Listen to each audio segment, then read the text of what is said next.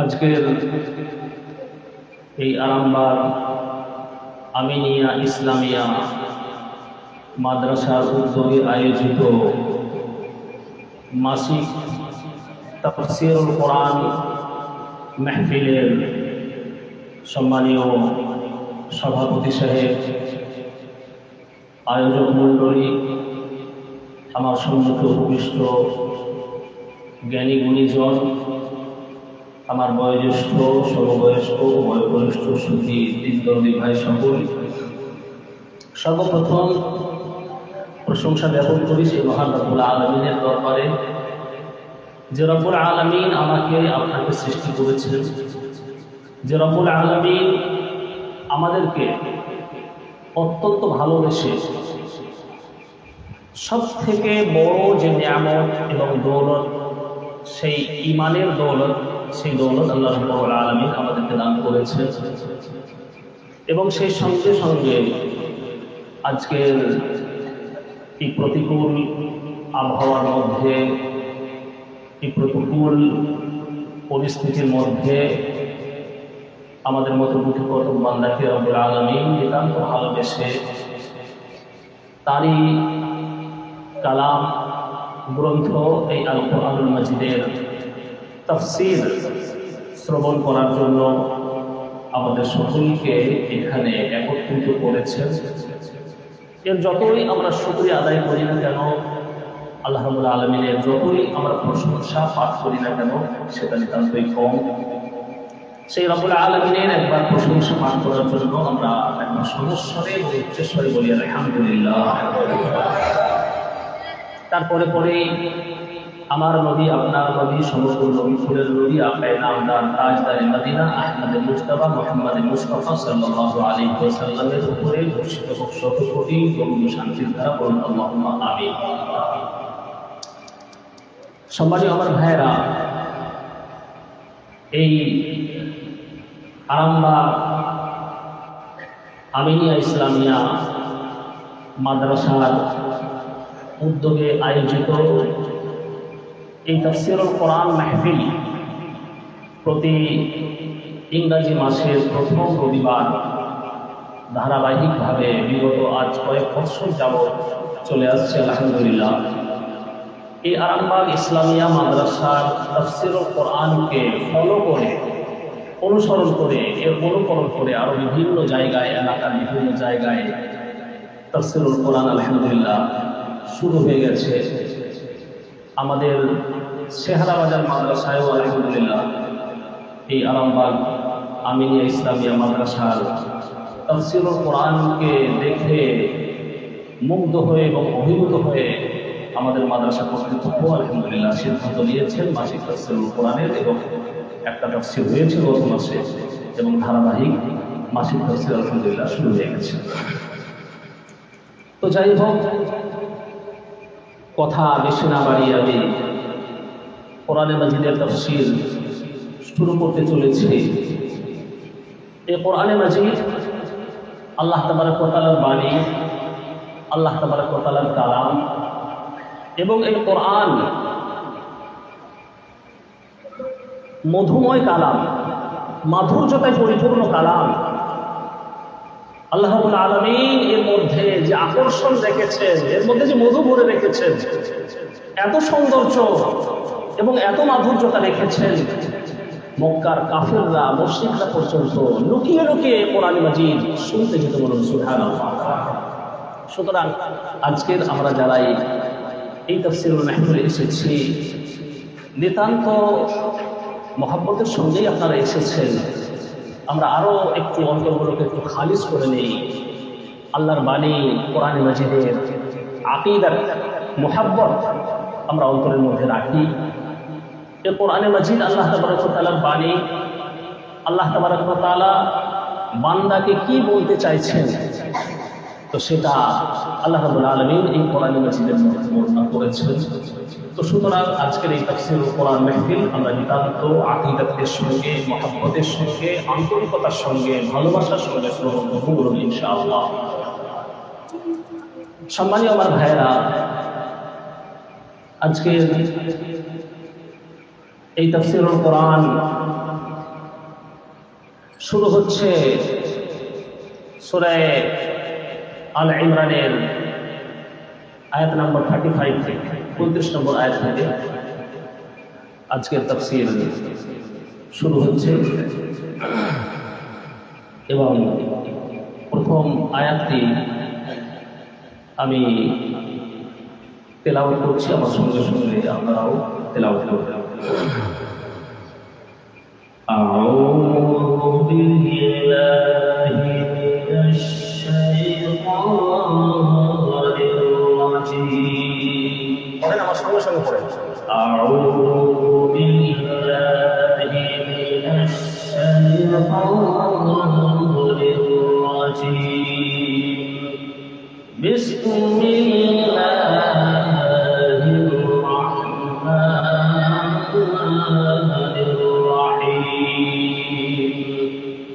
إذ قالت امرأة عمران رب إني نذرت لك ما في بطني محررا فتقبل مني إنك أنت السميع العليم. فلما وضعتها قالت رب إني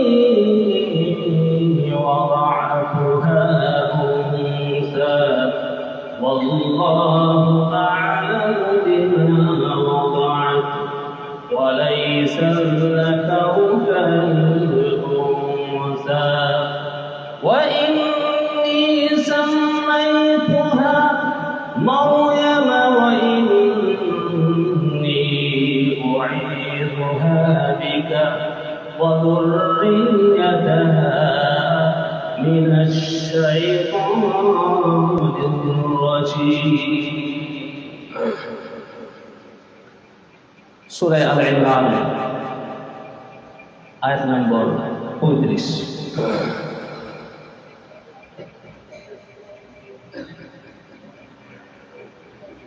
হযরত ইমরানের স্ত্রী যার নাম ছিল হান্না বিনতে কাবুস, এই সূরার নাম হচ্ছে সূরা আল ইমরান। পবিত্র কোরআনুল মাজিদের মধ্যে প্রথম সূরা হচ্ছে সূরাতুল ফাতিহা, যেটা আমরা প্রত্যেক নামাজের প্রত্যেক রাকাতে পড়ি। দ্বিতীয় সূরা হচ্ছে সূরাতুল বাকারা এবং তৃতীয় সূরা হচ্ছে সূরা আল ইমরান। এই কোরআন মাজিদের তৃতীয় সূরা সূরা আল ইমরানের তাফসীর চলছে। পূর্বে বলা হয়েছিল যে সূরা আল ইমরানের যে নামকরণ করা হয়েছে, এই সূরার নাম যে আল ইমরান, এর কারণ বলা হয়েছিল যে হযরত ইমরান ছিলেন হযরতে মারিয়ামের আব্বার নাম এবং এই সূরার মধ্যে ইমরানের বংশধর সম্পর্কে বিস্তারিত আলোচনা করা হয়েছে। এই জন্য এই সূরার নাম হয়েছে সূরা আলে ইমরান। আলে ইমরান মানে হচ্ছে ইমরানের বংশধর। হযরত ইমরান হচ্ছেন হযরতে ঈসা আলাইহিস সালামের মা হচ্ছে হযরতে মারিয়াম, আর মারিয়ামের আব্বা হচ্ছেন হযরতে ইমরান। ওই ইমরানের স্ত্রী অর্থাৎ হযরতে মারিয়ামের মা, তার নাম হচ্ছে হান্নাহ বিনতে কাবুস। হযরতে ইমরানের স্ত্রী অর্থাৎ মারিয়ামের মা হযরত মারিয়ামের জন্মগ্রহণের পূর্বে তিনি আল্লাহ তাবারক ওয়া তাআলার দরবারে দোয়া করলেন এবং মান্নত করলেন। কি মান্নত করলেন? রব্বি ইন্নী নাযারতু লাকা মা ফি বাতনি মুহাররারান ফাতাকাব্বাল মিন্নী ইন্নাকা আনতাস সামিউল আলীম। হযরতে মারিয়ামের গর্ভে যখন সন্তান এলো, হযরত মারিয়ামের মা ইমরানের স্ত্রী হান্না বিনতে কাবুস তিনি আল্লাহ তাবারক ওয়া তাআলাকে বললেন যে হে আল্লাহ, আমার পেটের যে সন্তান জন্মগ্রহণ করবে সেই সন্তানকে আমি তোমার রাস্তায় দেব, তোমার রাস্তায় দিয়ে দেব। তোমার রাস্তায় দিয়ে দেবো বলতে বাইতুল মুকাদ্দাস ছিল, ওই বাইতুল মুকাদ্দাসের খিদমতের জন্য হে আল্লাহ আমার সন্তানকে আমি ওয়াকফ করে দেব। আমার সন্তানকে দিয়ে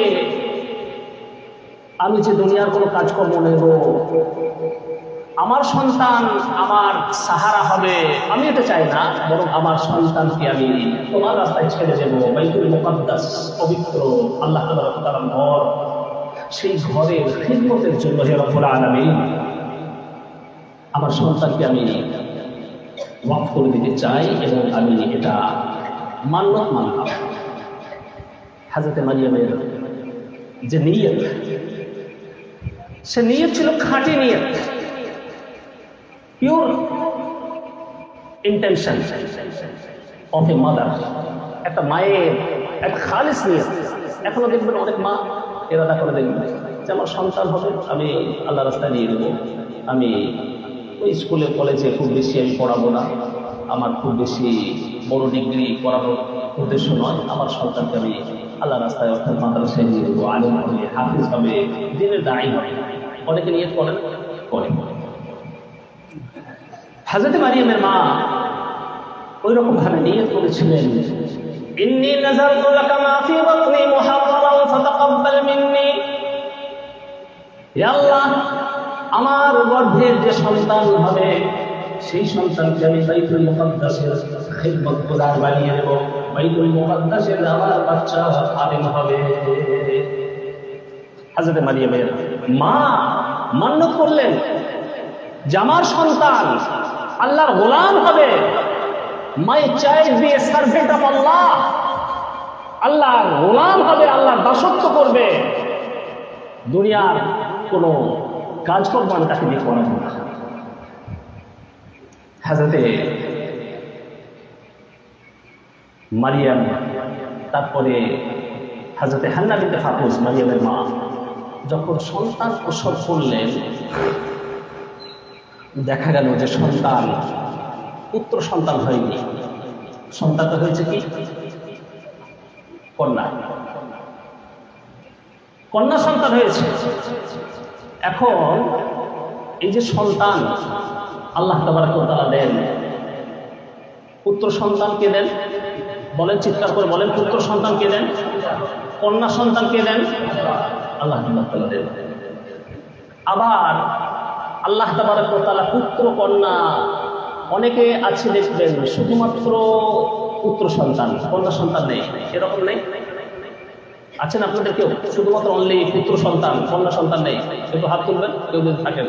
মাশাআল্লাহ, একটা দুটো বাচ্চা ছেলেটা হাত তুলেছে।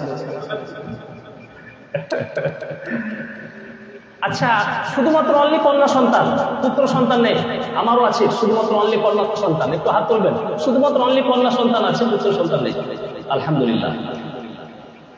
পুত্র কন্যা উভয় আছে, এরকম হাত তুলবেন। মাশাআল্লাহ, সংখ্যাটা বেশি। আচ্ছা, পুত্রও নেই কন্যাও নেই, স্ত্রীর সন্তান হয়নি, এরকম আছেন কেউ? হাত তুলবেন। নেই। যাই হোক, আল্লাহ তাবারক ওয়া তাআলা সবাইকে সন্তান দান করুন, সমস্ত দম্পতিকে আল্লাহ তাবারক ওয়া তাআলা সুসন্তান দান করুন। সন্তানের দিক থেকে, সন্তান জন্মগ্রহণের দিক থেকে 4 প্রকার দম্পতি আছে। সূরাতুশ শূরা আয়াত নম্বর 49 এবং 50-এর মধ্যে আল্লাহ রাব্বুল আলামিন 4 প্রকার দম্পতির কথা উল্লেখ করেছেন। ইয়াহাবু লিমান ইয়াশাউ ইনাসান ওয়া ইয়াহাবু লিমান ইয়াশাউ আও ইউযাওযিজুহুম যুকরানান ওয়া ইনাসা ওয়া ইয়াজআলু মান ইয়াশাউ আকীমা। আল্লাহ রাব্বুল আলামিন বলছেন অনেক দম্পতি এমন আছে, ইয়াহাবু লিমান ইয়াশাউ ইনাসা, আল্লাহ রাব্বুল আলামিন তাদেরকে শুধুমাত্র কন্যা সন্তান দেন, পুত্র সন্তান দেন না। ওয়া ইয়াহাবু লিমান ইয়াশাউ যুকুর, অনেক দম্পতি এমন আছে যাদেরকে আল্লাহ রাব্বুল আলামিন পুত্র সন্তান দান করেন। তাদেরকে কন্যা সন্তান দেন না। আও ইউযাওযিজুহুম যুকরানাও ওয়া ইনাসা। নাম্বার 3, আল্লাহ রাব্বুল আলামিন অনেককে পুত্র কন্যা উভয়ে মিলিয়ে দেন, ছেলে মেয়ে উভয়ই দেন। নাম্বার 4, ওয়ায়াজআলু মান ইয়াশাউ আকিমা। আল্লাহ রাব্বুল আলামিন যাকে চান তাকে বাঁধা করে দেন, তাকে বাঁধা করে দেন, তার পুত্রও হয় না কন্যাও হয় না, নিঃসন্তান। এরকম মানুষ আছে না নেই? বলেন, আছে। অনেক চেয়েছে, পাথর চাপড়ি থেকে মান্যত করেছে, একটা যদি সন্তান হয়, কানা কুঁজো বোবা লোলা লাংড়া, বাবা আমাকে একটা সন্তান দাও। এখন বাবা সন্তান দেবেন, আল্লাহ সন্তান দেবেন? কি বলছেন? এখন পাথর চাপড়িতে গিয়ে বা আজমির শরীফে গিয়ে সন্তান চাওয়া যাবে? পীর বাবার কাছে চাওয়া যাবে না। শিরক, শিরক, ইন্না শিরকা লাযুলমুন আযীম। সন্তান চাইবেন কার কাছে? চাইবেন একমাত্র আল্লাহ রাব্বুল আলামিনের কাছে চাইবেন। আল্লাহ রাব্বুল আলামিনই একমাত্র সন্তান দেন। আবার কন্যা সন্তান জন্মগ্রহণ করলে আবার অনেকে বেজার হয়, এরকম আছে না নাই? প্রথম কন্যা সন্তান, চলো একটু সবর করেছে, আবার দ্বিতীয় কন্যা সন্তান হয়েছে, একটু মুখটা ভারী, স্বামীর মুখ ভারী, বউ প্রথমবারও কন্যা সন্তান জন্ম দিল আর দ্বিতীয়বারও কন্যা সন্তান জন্ম দিল, আপনার মুখ ভারী। আর তারপরে যখন আবার 3 নম্বরে আশা করেছে যে এইবারটা দেখা যাক, লাস্ট চান্স, যদি হয় তাহলে ভালো, হয় নাহলে একটা পথ দেখতে হবে। তারপরে তৃতীয়বারও কন্যা সন্তান হয়েছে, বউকে ডিভোর্স দিয়ে দিয়েছে। এরকম আছে না নাই? অমানুষ এরকম আছে। অথচ কোরআন হাদিস সাইডে রাখুন, সায়েন্স বলছে, বিজ্ঞান বলছে যে পুত্র এবং কন্যা সন্তান জন্মগ্রহণে যেটা আপনার প্রভাব থাকে সেটা হচ্ছে পিতার প্রভাব থাকে, মায়ের নয়। মায়ের যে জীবাণু থাকে XX, সায়েন্সের পরিভাষায় বলছে, আর পুরুষের যে শুক্রাণু থাকে সেটা হচ্ছে XY। নারীর থাকে কি? XX, আর পুরুষের থাকে কি? XY। নারীর X আর পুরুষের X যখন মিলে যাবে তখন XX, কন্যা সন্তান। আর নারীর X আর পুরুষের Y যখন মিলবে XY তখন হচ্ছে পুত্র সন্তান। তাই তো না? ভুল বলছি? তো সুতরাং সেই মাধ্যমিকে যখন পড়েছিলাম, আমাদের জীবন বিজ্ঞানের টিচার ছিলেন, উনি বলেছিলেন, আগে মনে আছে, যে যারা এরকমভাবে বউকে নির্যাতন করে কন্যা সন্তান জন্মগ্রহণ করার জন্য, তারা হচ্ছে বেকুফ। স্ত্রীর কোনো দোষ থাকে না, দোষ থাকে পুরুষের। তোমার কন্যা সন্তান হয়েছে, তুমি দোষী, তোমার স্ত্রী দোষী নয়। সুতরাং এই যে কন্যা সন্তান, এটাও হচ্ছে আল্লাহ তাবারক ওয়া তাআলার পক্ষ থেকে রহমত।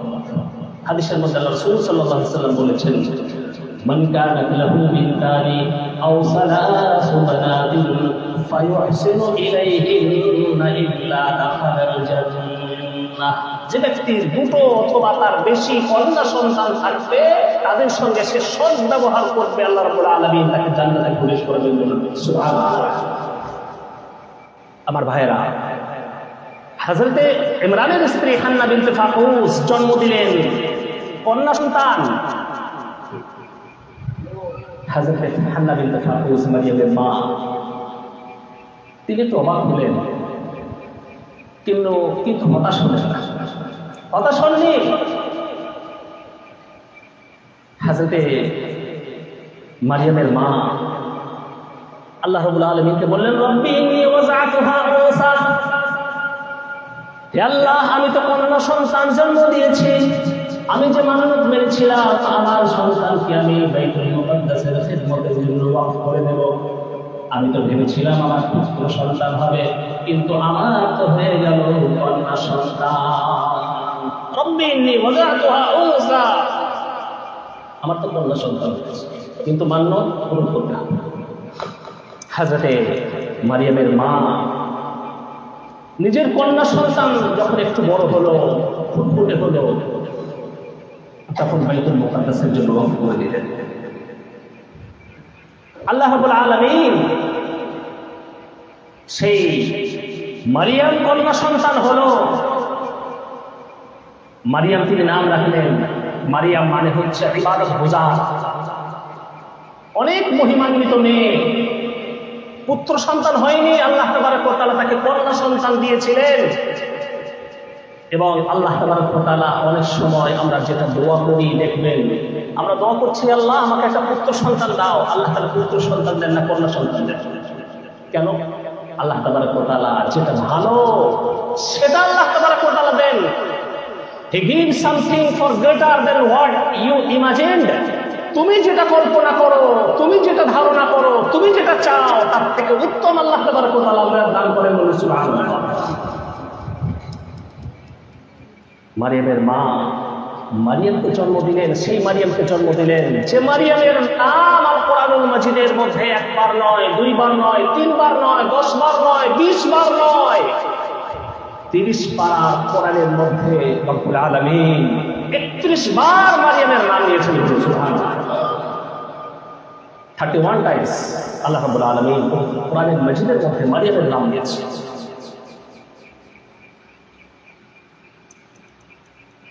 আল্লাহ রাব্বুল আলামিন সূরা তাহরিমের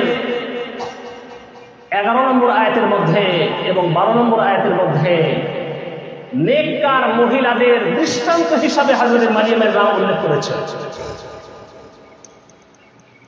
وضرب الله مثلا للذين آمنوا امرأة فرعون إذ قالت رب ابن لي عندك بيتا في الجنة ونجني من فرعون وعمله ونجني من القوم الظالمين ومريم ابنة عمران التي أحصنت فرجها فنفخنا فيه من روحنا وصدقت بكلمات ربها وكتبه وكانت من القانتين।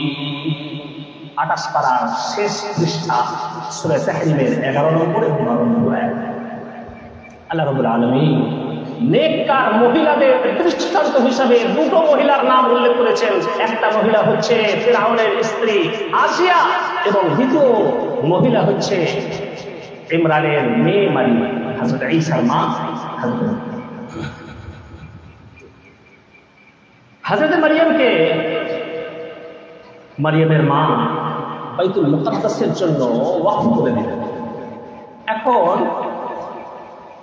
হযরত মারিয়াম ছোট্ট কন্যা সন্তান, তার লালন পালন কে করবে, তার প্রতিপালন কে করবে, এই নিয়ে বাইতুল মুকাদ্দাসের যারা মুসল্লি ছিলেন, ওখানকার যারা গণ্যমান্য মানুষ ছিলেন, তাদের মধ্যে একটা প্রতিযোগিতা দেখা দিল। প্রত্যেকেই বলছে আমি মারিয়ামকে লালন পালন করব, আমি মারিয়ামকে প্রতিপালন করব। অনেকে যখন দাবিদার হয়ে গেল, হযরত জাকারিয়া আলাইহিস সালাতু ওয়াস সালাম ছিলেন তখন। হযরত জাকারিয়া ছিলেন হযরত মারিয়ামের খালু। হযরত মারিয়ামের খালু হযরত জাকারিয়া আলাইহিস সালাতু ওয়াস সালাম, তিনি বাইতুল মুকাদ্দাসের ইমাম ছিলেন। হযরত জাকারিয়াও দাবি করলেন আলাইহিস সালাতু ওয়াস সালাম যে আমি মারিয়ামের খালু, সেই হিসাবে আমার হকটা বেশি, আমি মারিয়ামকে লালন পালন করব। অনেকে যখন দাবিদার হলো, আল্লাহ রাব্বুল আলামিন নির্দেশ দিলেন হযরত জাকারিয়া আলাইহিস সালাতু ওয়াস সালামকে যে হে জাকারিয়া, আপনি ঘোষণা করে দিন যে মারিয়ামকে লালন পালন কে করবে এটার জন্য লটারি হবে, লটারি করা হবে। এখন লটারি করা যায় আছে না নেই বলেন? লটারি করা যায় আছে না নেই? কি বলছেন আপনারা? যায় আছে নেই? যায় আছে বা যায় নেই? লটারি নির্ধারিত কোনো অংশ নির্ধারণ করার জন্য লটারি করা, এটা যায় আছে। জনাবে রাসূলুল্লাহ সাল্লাল্লাহু আলাইহি ওয়াসাল্লাম যখন সফরে যেতেন, সফরে কোন স্ত্রীকে সঙ্গে নিয়ে যে যাবেন এই বিষয়টা নির্ধারণ করার জন্য তিনি লটারি করতেন, টস করতেন। টসে বা লটারিতে যার নাম আসতো সেই স্ত্রীকে জনাবে রাসূলুল্লাহ সাল্লাল্লাহু আলাইহি ওয়াসাল্লাম সফরে নিয়ে যেতেন।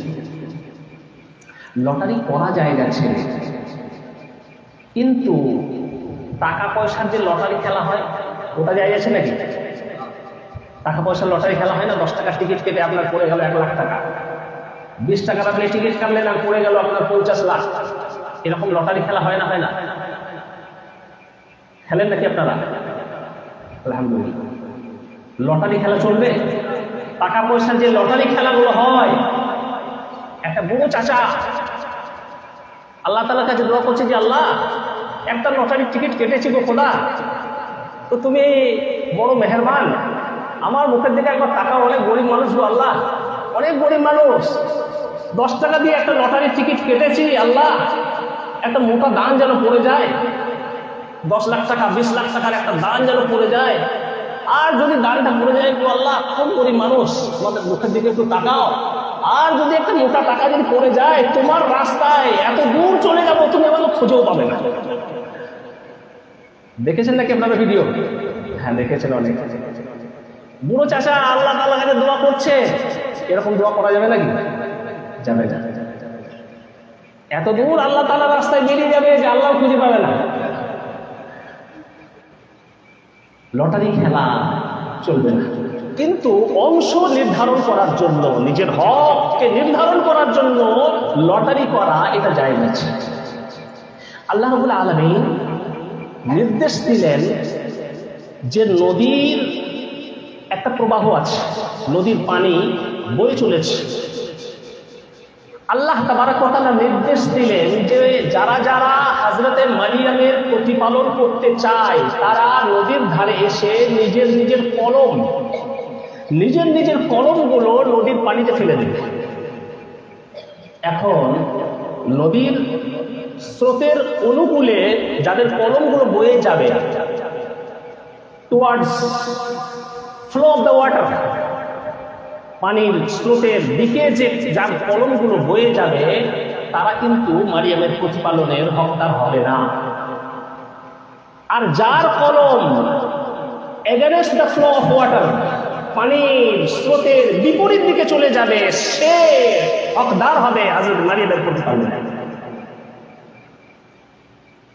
সবাই নদীর তীরে জমা হলেন। যারা যারা হযরত মারিয়ামের প্রতিপালন করতে চেয়েছিলেন, সবাই নিজের কলম নদীতে ফেলে দিলেন। সবার কলম towards the flow of the water, পানির প্রবাহের অনুকূলে সবার কলমগুলো ভেসে গেল। হযরত জাকারিয়া আলাইহিস সালামের কলম পানির স্রোতে এগেনস্টে আপনার চলে গেল। পানি এদিকে বইছে, কলমটা ওদিকে চলে যাচ্ছে। হযরত মারিয়ামের প্রতিপালনের হকদার হলেন কে? হযরত জাকারিয়া আলাইহিস সালাম। হযরত জাকারিয়া আলাইহিস সালাম হযরত মারিয়ামের প্রতিপালন করার হক পেলেন। হযরত মারিয়ামকে একটা কামরার মধ্যে, একটা রুমের মধ্যে রাখতেন। কুল্লামা দাখালা আলাইহা জাকারিয়া আল মিহরাবা ওয়াজাদা ইনদাহা রিজকা قال يا مريم أنى لك هذا قالت هو من عند الله إن الله يرزق من يشاء بغير حساب। হযরত মারিয়ামের রুমে হযরত জাকারিয়া আলাইহিস সালাম যখনই প্রবেশ করতেন, দেখতেন রুমের মধ্যে অনেক ফলমূল রাখা রয়েছে, এবং এমন ফল রাখা রয়েছে যে ফল পুরো মার্কেটে পাওয়া যায় না। অরিত ফল, আমের সিজন নয়, সেই সময় আম রাখা রয়েছে। লিচুর সিজন নয়, অথচ লিচু রাখা রয়েছে হযরত মারিয়ামের রুমে, হযরত মারিয়ামের খাবারের জন্য। হযরত জাকারিয়া আলাইহিস সালাম আশ্চর্যান্বিত হয়ে গেলেন। তিনি নবী ছিলেন, মারিয়াম তো নবী নন, কোনো মহিলাকে আল্লাহ তাআলা নবী করেননি। হযরত জাকারিয়া আলাইহিস সালাম নবী ছিলেন। অবাক হয়ে যাচ্ছেন। মারিয়াম, আন্না লাকি হাযা, হে মারিয়াম, এই সমস্ত ফলগুলো তোমার কাছে কোথায় থেকে এসেছে বলো? হযরত মারিয়াম উত্তর দিলেন, হুয়া মিন ইনদিল্লাহ, আল্লাহ তাবারক ওয়া তাআলার পক্ষ থেকে এই সমস্ত ফলগুলো আল্লাহ রাব্বুল আলামিন জান্নাত থেকে আমার জন্য পাঠিয়েছেন। ছোট্ট শিশু মারিয়াম, সেই মারিয়ামের জন্য রব্বুল আলামিন জান্নাত থেকে ফলমূল রিজক পাঠাচ্ছেন। সুবহানাল্লাহ। অনেক পবিত্রা নারী ছিলেন, অনেক মহিমান্বিতা রমণী ছিলেন হযরতে মারিয়ামের কাছে এই সমস্ত ফলমূল যখন আসতে লাগলো, হযরত জাকারিয়া আলাইহিস সালাম নবী তিনি যখন দেখলেন হযরতে মারিয়ামের মুখে আপনার প্রচুর পরিমাণে ফলমূল, বিভিন্ন ধরনের খাবার, হযরতে জাকারিয়া আলাইহিস সালামের তখনও কোনো সন্তান হয়নি, বৃদ্ধ তিনি ছিলেন, বার্ধক্য বয়সে উপনীত হয়েছিলেন। হযরত জাকারিয়া আলাইহিস সালামের তখন কোনো সন্তান হয়নি। হযরত জাকারিয়া আলাইহিস সালাম দেখলেন যে আল্লাহ সুবহানাহু ওয়া তাআলা মারিয়ামকে জান্নাত থেকে ফল পাঠিয়ে দিতে পারেন, সেই রব্বুল আলামিন আমাকে বার্ধক্য বয়সে সন্তানও দিতে পারেন। হযরত জাকারিয়া আলাইহিস সালাম আল্লাহ তাবারক ওয়া তাআলার কাছে দোয়া করলেন। হুনালিকা দাআ জাকারিয়া রাব্বাহু ক্বালা রাব্বি হাব লি মিন লাদুনকা যুররিয়াতান তাইয়্যিবাহ ইন্নাকা সামিউদ দুআ। হযরত জাকারিয়া আলাইহিস সালাম আল্লাহ তাবারক ওয়া তাআলার কাছে দোয়া করলেন যে হে আল্লাহ, তুমি কি না পারো? তুমি তো সর্বশক্তিমান, তুমি সেই আল্লাহ যে মারিয়ামকে অঋতু ফল তুমি দিতে পারো, যে ফল পুরো মার্কেটে পাওয়া যায় না, সেই ফল যদি তুমি খাওয়াতে পারো, এত বড় তুমি আল্লাহ, এত বড় কুদরতের অধিকারী তুমি আল্লাহ। হে আল্লাহ, তুমি আপনার অনুগ্রহে আমাকে একটা সন্তান, যুররিয়াতান তাইয়্যিবা, সুসন্তান তুমি দান করো। আল্লাহ রাব্বুল আলামিন হযরতে জাকারিয়া আলাইহিস সালামের দোয়াকে কবুল করলেন। হযরত জাকারিয়া আলাইহিস সালামের দোয়াকে আল্লাহ রাব্বুল আলামিন কবুল করলেন। হযরত জাকারিয়াকে বললেন, হে জাকারিয়া, তোমার দোয়াকে আমি কবুল করলাম, তোমার স্ত্রীর গর্ভ থেকে একটা সন্তান হবে এবং সেই সন্তানের নাম আমি আগে থেকে চুজ করে দিলাম, সেই সন্তানের নাম হবে ইয়াহইয়া। এবং জাকারিয়া, এ কথা তুমি মনে রেখো, এমন একটা নাম আমি তোমার সন্তানের জন্য চুজ করলাম, এই নাম হচ্ছে আনকমন নাম। আমরা সন্তান হয় বলি না, হুজুর আমার ছেলের জন্য, আমার মেয়ের জন্য এমন একটা নাম দেন একদম আনকমন হবে, কারোর জন্য না থাকে। ওই আব্দুল্লাহ, আব্দুল সাত্তার, আব্দুল জব্বার, আর ওই আব্দুর রহিম, আর ওই সমস্ত নামগুলো ওসব শুনে শুনে কান পেকে গেছে, আনকমন নাম দেন, এরকম চায় না। আল্লাহ রাব্বুল আলামিন বললেন, আনকমন নাম জাকারিয়া তোমার সন্তানের জন্য আমি দিলাম। এই নাম ইতিপূর্বে বিশ্বের বুকে কোন সন্তানের, কোন মানুষের ছিল না। হযরতে ইয়াহইয়া নামক সন্তান, সেই ইয়াহইয়া আলাইহিস সালাম তিনিও নবী হয়েছিলেন। লাম নাজআল লাহু মিন ক্বাবলু সামিয়্যা, সূরা মারিয়ামের 7 নম্বর আয়াতে রব্বুল আলামিন বলেছেন, যেই তোমার সন্তানের হে জাকারিয়া আমি এমন নাম রাখলাম, লাম নাজআল লাহু মিন ক্বাবলু সামিয়্যা, ইতিপূর্বে কারোর নাম আমি ইয়াহইয়া রাখিনি। সুতরাং সেই মারিয়ামের লালন পালন হযরত জাকারিয়া আলাইহিস সালাম করলেন। মারিয়াম আস্তে আস্তে আস্তে আস্তে বড় হলেন। বড় হতে হতে যখন সাবালিকা হলেন, হযরতে মারিয়াম, আল্লাহ তাবারক ওয়া তাআলা হযরতে মারিয়ামের কাছে ফেরেশতা জিবরিল আমিন আলাইহিস সালাম পাঠালেন। হযরত মারিয়াম একাকী ছিলেন। হযরত জিবরিল আমিন আলাইহিস সালাম এসে হযরত মারিয়ামকে বলছেন, হে মারিয়াম,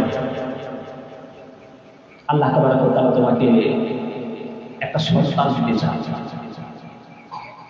একটা সন্তান দিতে চান। বলি, সন্তান? তুমি কে? তুমি কে আমার কাছে এসেছো? তুমি একটা পুরুষ, আমি একটা রমণী, আমি একটা নারী, তুমি